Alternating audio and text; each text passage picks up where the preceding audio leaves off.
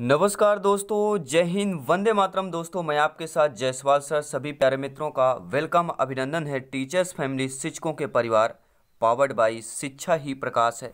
दोस्तों बात करेंगे फिजिकोलॉजी, मनोविज्ञान, वो भी आपके एनसीईआरटी की बुक से संबंधित बात कर रहे हैं।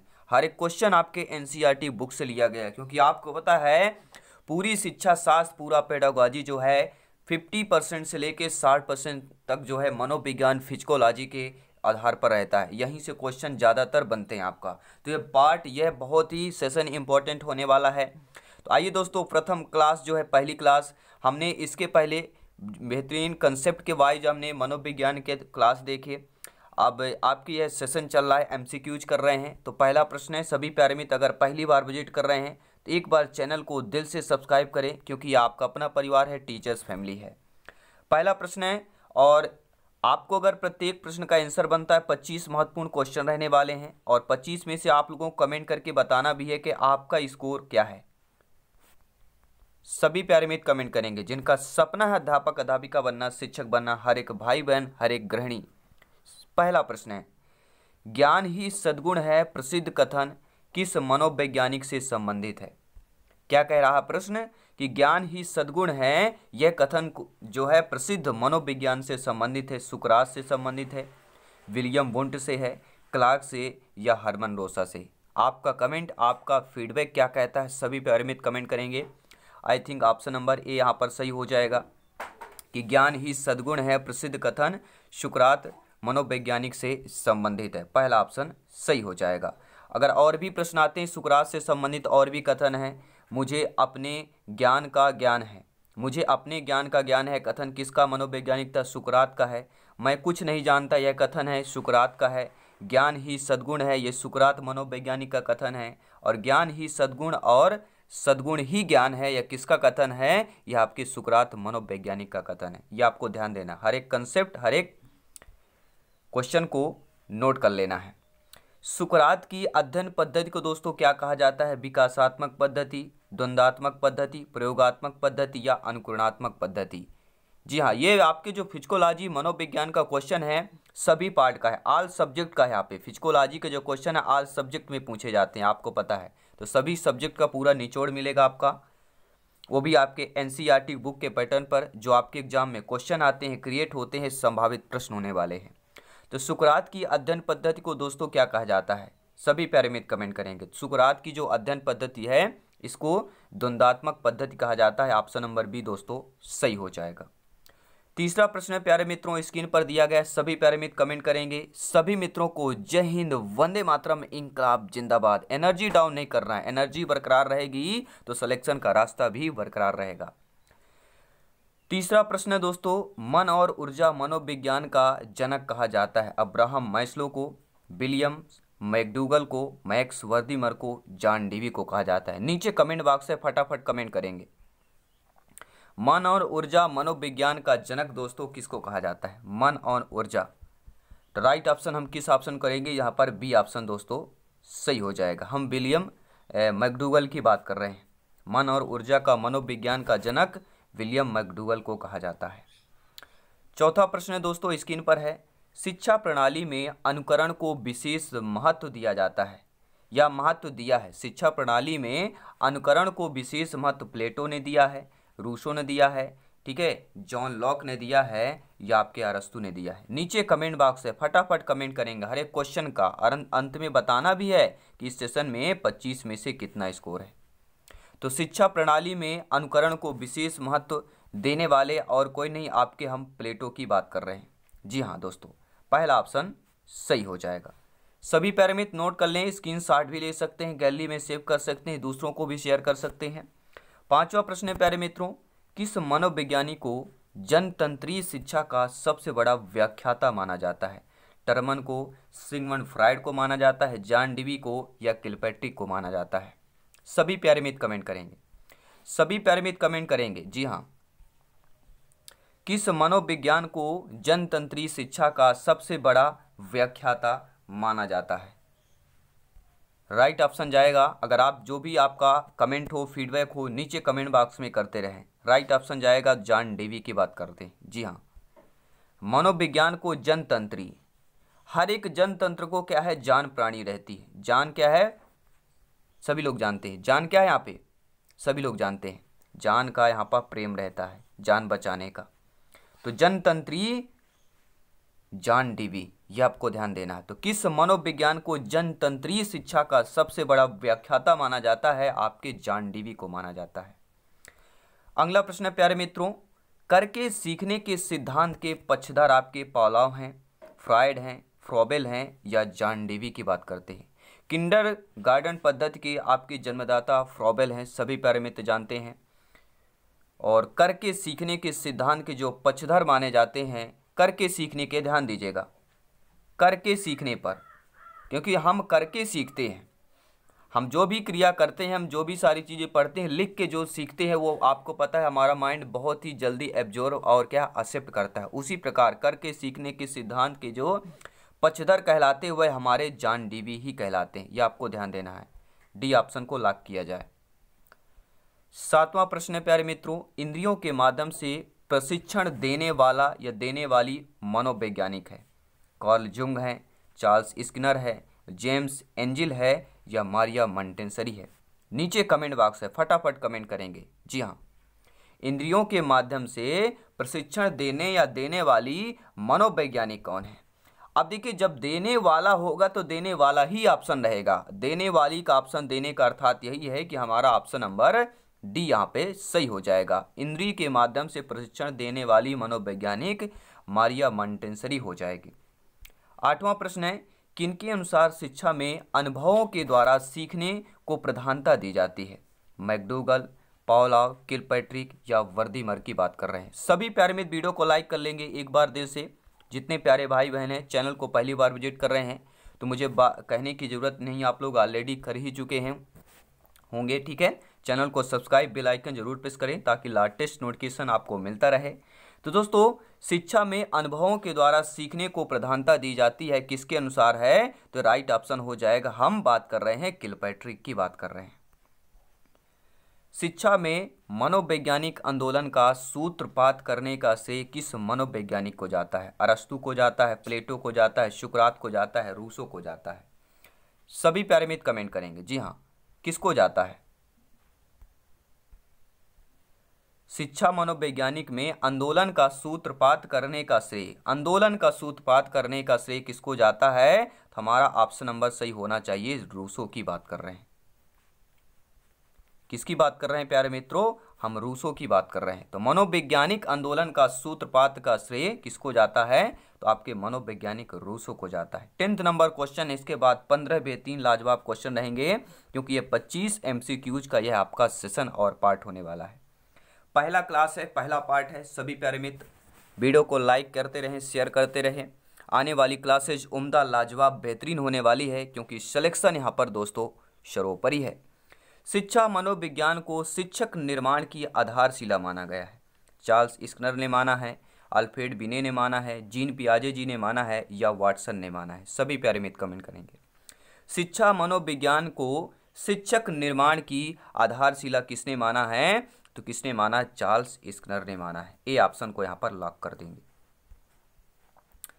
क्योंकि सभी प्यारे मित्र जानते और भी कथन है। देखिए, शिक्षा मनोविज्ञान को शिक्षक निर्माण की आधारशिला आपके चार्ल्स स्किनर ने माना है, और पेस्टोलॉजी के अनुसार है कि अध्यापक को बालक के मस्तिष्क का अच्छा ज्ञान प्राप्त करना चाहिए। प्रश्न आ सकता है कि अध्यापक को बालक के मस्तिष्क का अच्छा ज्ञान प्राप्त करना चाहिए, किसके अनुसार है, तो पेस्टोलॉजी के अनुसार है। शिक्षा का प्रमुख आधारभूत विज्ञान मनोविज्ञान है, किसका कहना है, स्किनर का कहना है। और शिक्षक जितना अधिक प्रयोगात्मक मनोविज्ञान का ज्ञान रखता है, उतना अधिक वह जानता है कि वह कैसे पढ़ाया जाए, यह मारिया मोंटेसरी के अनुसार है। सभी लोग नोट कर लेंगे। अगला प्रश्न है कि बुद्धिलब्धि के विचारों के जनक कहा जाता है। टर्मन को कहा जाता है, अल्फ्रेड बिनो को, थॉर्नडाइक को, जान डीवी के। बहुत ही ज़्यादा कन्फ्यूजन है। बुद्धिलब्धि के विचारों का जनक पूछा गया है, तो बुद्धिलब्धि के विचारों के जनक किसको कहा जाता है, टर्मन को कहा जाता है। I think option number A सही होना चाहिए। सभी प्यारे मित्र अपना अपना फीडबैक, ओपिनियन नीचे कमेंट बॉक्स में करते रहेंगे। दोस्तों, नोट ये ध्यान देना कि बुद्धिलब्धि को सबसे पहले स्टर्न ने दिया था। बुद्धिलब्धि की बात कर रहे हैं। फिर इसका प्रयोग टर्मन ने 1916 में किया गया था, तो स्टर्न ने दिया था। जब मल्टीप्लिकेशन बुद्धिलब्ध में हैंडेड नहीं हुआ था। इसके पहले किसने दिया? स्टर्न ने दिया था। और इसका प्रयोग टर्मन ने कब किया? 1916 में किया गया था। अगला प्रश्न है, किस मनोवैज्ञानिक के अनुसार सीखना उस समय अर्थपूर्ण होता है जब विद्यार्थी की रुचि कौतूहल के अनुरूप होती है? महात्मा गांधी मनोवैज्ञानिक के अनुसार, चार्ल्स स्किनर के अनुसार, जीन पियाजे जी के अनुसार, कार्ल जुंग के अनुसार। सीखना उस समय अर्थपूर्ण होता है जब विद्यार्थी की रुचि कौतूहल के अनुरूप होती है। यह किसका कहना है? सभी प्यारे मित्र कमेंट करेंगे। तो ये हमारे जीन पियाजे जी का कहना है, जिन्होंने 4 अवस्थाएं बताई थी बालक की। 4 अवस्थाएं। पहली होती है इंद्रिय जनित गामक अवस्था, पूर्व संक्रियात्मक अवस्था, फिर होती है, सभी लोग कमेंट करेंगे, तीसरी अवस्था कौन सी होती है? मूर्त संक्रियात्मक अवस्था, जो 7 से 11 और 11 वर्ष के आगे अमूर्त या औपचारिक संक्रियात्मक अवस्था होती है। और आपको पता है जीन पियाजे की 4 अवस्थाओं में से 1 से 2 प्रश्न जरूर पूछा जाता है। सरल भी होते हैं लेकिन इंपॉर्टेंट होता है, आता ही आता है। पशु मनोविज्ञान का पितामह किसे कहा जाता है? पशु मनोविज्ञान का पितामह Watson, Thorndike, Pavlov, Charles Skinner. तो ऑलरेडी मैंने आपको जब थॉर्नडाइक, पावलोव, जीन पियाजे जी की, ठीक है, आपके जो है कंसेप्ट वाइज जब क्लासेस चल रही थी, आप प्लेलिस्ट में जाके ज्वाइन जरूर कीजिए। मनोविज्ञान फिजिकोलॉजी का पार्ट मिल जाएगा प्लेलिस्ट, वहीं पर ये सारी वीडियोज में, ठीक है, एक ही प्लेलिस्ट बना दिया गया है, उस पर सारे आपको कंसेप्ट वाइज मिल जाएंगे। ये सारे एमसीक्यूज पर वहीं पर मिल जाएंगे। तो पशु मनोविज्ञान का पितामह दोस्तों किसको कहा जाता है? तो हम बात कर रहे हैं थॉर्नडाइक को कहा जाता है। किस मनोवैज्ञानिक को प्रथम शैक्षिक मनोवैज्ञानिक के नाम से जाना जाता है? वाटसन को, जीन पियाजे जी को, किलपैट्री को या थॉर्नडाइक को जाना जाता है? तो प्रथम शैक्षिक के नाम से या मनोवैज्ञानिक को प्रथम शैक्षिक मनोवैज्ञानिक के नाम से जाना जाता है, वह हमारे हैं आपके थॉर्नडाइक हैं, जिन्हें किसे कहा जाता है? जिन्हें पशु मनोविज्ञान का पितामह कहा जाता है। हम थॉर्नडाइक की बात कर रहे हैं। प्रेरक मनोविज्ञान मनोविज्ञान में प्रेरणा का महत्व के प्रबल समर्थक थे, या प्रेरक मनोविज्ञान के प्रबल समर्थक थे, या मनोविज्ञान में प्रेरणा के महत्व के प्रबल समर्थक थॉर्नडाइक थे, वुडवर्थ थे, जीन पियाजे जी, स्किनर थे। सभी प्यारे मित्र कमेंट करेंगे। राइट ऑप्शन क्या होगा? राइट ऑप्शन यहाँ पे क्या हो जाएगा? सभी लोग बात के वुडवर्थ की बात कर रहे हैं। कहीं कहीं जगह दोस्तों थॉर्नडाइक भी दिया हुआ है, मैं आपको बता देता हूँ। कई जगह आपके बुक में या कहीं सारे देखेंगे तो थॉर्नडाइक भी कहीं कहीं जगह दिया गया है, ठीक है। और जो हमने गवर्नमेंट की बुक में देखा, प्रेरक मनोविज्ञान के प्रबल समर्थक आपके वुडवर्थ माने जाते हैं। अगला प्रश्न आइए देख लेते हैं। स्क्रीन पर लाजवाब क्वेश्चन है जो सीधा सिलेक्शन से कनेक्टेड रहेगा। संभावित प्रश्न है, आपके एग्जाम में पूछे गए प्रश्न है, रिपीटेड प्रश्न है। दोस्तों मनोविज्ञान शब्द किन 2 शब्दों से मिलकर बना है? साइकी और लॉन्गोस, साइक और लॉन्ग्स, साइकी और लॉग्स, या साइक और लॉन्गोस। देखिए इंग्लिश में भी आ सकता है, हिंदी में भी आ सकता है। तो मनोविज्ञान शब्द 2 शब्दों से मिलकर बना है, वह साइकी और लॉन्गोस, अर्थात यहाँ पर दोस्तों सही ऑप्शन क्या हो जाएगा? पहला ऑप्शन सही हो जाएगा। अगला प्रश्न है कि गणित समस्या का समाधान करने हेतु कौन सी क्रिया काम में आएगी? मानसिक क्रिया, मस्तिष्क या व्यवहार की, या उपरोक्त सभी? सभी प्यारे मित्र कमेंट करेंगे। अगर कोई गणितीय समस्या है उसको समाधान करना हो तो कौन सी क्रिया काम में आएगी? तो वहाँ पर आपकी दोस्तों जो क्रिया काम आएगी वह सभी लोग जानते हैं मस्तिष्क की क्रिया काम आएगी, क्योंकि वहाँ पर आपका व्यवहार काम नहीं करेगा कि आपका व्यवहार कैसा है, आपकी मस्तिष्क की क्रियाएं कैसी है, आपका मस्तिष्क कैसे क्रिया करता है। तो वैसे आपके गणितीय समस्या समाधान करने हेतु क्रिया काम आएगी, मस्तिष्क क्रिया की बात करेंगे। दोस्तों मनोविज्ञान किसका अध्ययन करता है? जो मनोविज्ञान फिजिकोलॉजी है ये किसका अध्ययन करता है? रीडिंग करता है, व्यवहार का, अनुभव का, मानसिक प्रक्रिया का, उपरोक्त सभी का। तो आई थिंक यहाँ पर ऑप्शन नंबर या डी ऑप्शन सही हो जाएगा, उपरोक्त सभी होगा। और आपको पता है कि आउट ऑफ 30 में से 4 प्रश्न ऐसे आएंगे, 3 से 4 प्रश्न जो उपरोक्त सभी वाले आल बार रहते हैं, और 1 प्रश्न आल वाला नहीं होगा, बाकी 3 प्रश्न सभी उपरोक्त सभी वाले सही होते हैं। ये आपको ध्यान देना है। अगला प्रश्न है कि मनोविज्ञान की प्रथम प्रयोगशाला की स्थापना कहाँ हुई थी? Germany, Japan, America, Bharat. तो बहुत ही नॉर्मल क्वेश्चन है कि मनोविज्ञान की प्रथम प्रयोगशाला की स्थापना सभी लोग जानते हैं जर्मनी में हुई थी, ठीक है। अगला प्रश्न देख लेते हैं। दोस्तों मनोविज्ञान की प्रथम प्रयोगशाला की स्थापना कब हुई थी? 1870, 1879, 1860, 1869। अगर हमारे इस परिवार के सदस्यता हासिल कर लिया है और बहुत से पहले से जुड़ गए हैं अपने परिवार पर, तो ऑलरेडी आपको पता होगा कि मनोविज्ञान की प्रथम प्रयोगशाला की स्थापना 1879 में किया गया था। 1879 की बात कर रहे हैं। जी हाँ दोस्तों, अगला प्रश्न देख लेते हैं। दोस्तों, एक बहुत पुरानी ज्ञान विद्या शाखा कौन सी है जो फिर भी एक आधुनिक विज्ञान में है? मनोविज्ञान की शाखा, कंप्यूटर शाखा, तंत्रिका विज्ञान या उपरोक्त में से कोई नहीं। तो सभी लोग जानते हैं मनोविज्ञान की शाखा जो है ये बहुत पुरानी ज्ञान विद्या है, ठीक है, जो एक आधुनिक विज्ञान भी है आपका। तो ये ऑप्शन मनोविज्ञान की शाखा की बात कर रहे हैं। वर्तमान में प्रसिद्ध उभर रही विद्या की शाखाएं दोस्तों कौन सी है? कंप्यूटर विज्ञान, तंत्रिका विज्ञान, आबा दोनों या इनमें से कोई नहीं। अगर आपको पता है कमेंट फटाफट करें, फीडबैक करें, अपने टैलेंट को छुपाएं नहीं, बाहर प्रकट करें। जब बाहर प्रकट करेंगे तो आपका टैलेंट ऑलरेडी ग्रोथ होगा। जब ग्रो होगा तो सिलेक्शन अनिवार्यतः 100% 101% श्योर एंड प्योर होगा। तो हम बात कर रहे हैं वर्तमान में प्रसिद्ध उभर रही विद्या शाखाएं की, तो कंप्यूटर विज्ञान और तंत्रिका विज्ञान दोनों हो जाएगा, अर्थात हमारा तीसरा ऑप्शन सही हो जाएगा। अगला प्रश्न है प्यारे मित्रों कि प्रकारवादी उपागम का विकास किया किसने किया? स्किनर ने, फ्रॉयड ने, विलियम वुंट ने या विलियम जेम्स ने किया था? सभी प्यारे मित्र कमेंट करेंगे। प्रकारवादी उपागम के विकास की बात कर रहे हैं तो हम राइट ऑप्शन डी के साथ जाएंगे, विलियम जेम्स की बात कर रहे हैं। प्रकारवादी उपागम के विकास किया था। 24 नंबर क्वेश्चन, इसके बाद अंतिम प्रश्न मॉक क्वेश्चन रहेगा। मानव व्यवहार को अचेतन इच्छाओं एवं द्वंद्वों का गतिशील प्रदर्शन बताया है। विलियम जेम्स ने, स्किनर ने, फ्रॉयड ने या पावलोव ने बताया है। तो मानव व्यवहार को अचेतन इच्छाओं एवं द्वंद्वों का गतिशील प्रदर्शन बताने वाले कोई और नहीं हैं आपके दोस्तों, हम बात कर रहे हैं फ्रॉयड महोदय की बात कर रहे हैं। जी हाँ, मानव व्यवहार, ये ध्यान देना, मानव व्यवहार को अचेतन इच्छाओं एवं द्वंद्वों का गतिशील प्रदर्शन किसने माया है? तो ये दोस्तों फ्रॉयड ने बताया है। और 25वां प्रश्न देख लेते हैं। प्रिंसिपल ऑफ साइकोलॉजी पुस्तक है किसकी है? वुडवर्थ की है, वाटसन की है, विलियम जेम्स की है या स्किनर की है? सभी लोग कमेंट करेंगे। प्रिंसिपल ऑफ साइकोलॉजी पुस्तक की बात कर रहे हैं तो प्रिंसिपल ऑफ साइकोलॉजी पुस्तक किसकी है? विलियम जेम्स की है। और ये रहा दोस्तों आपका आज का मॉक क्वेश्चन। सभी प्यारे मित्र कमेंट करेंगे। साथ ही साथ आपको बताना है 25 में से आपका स्कोर कितना है।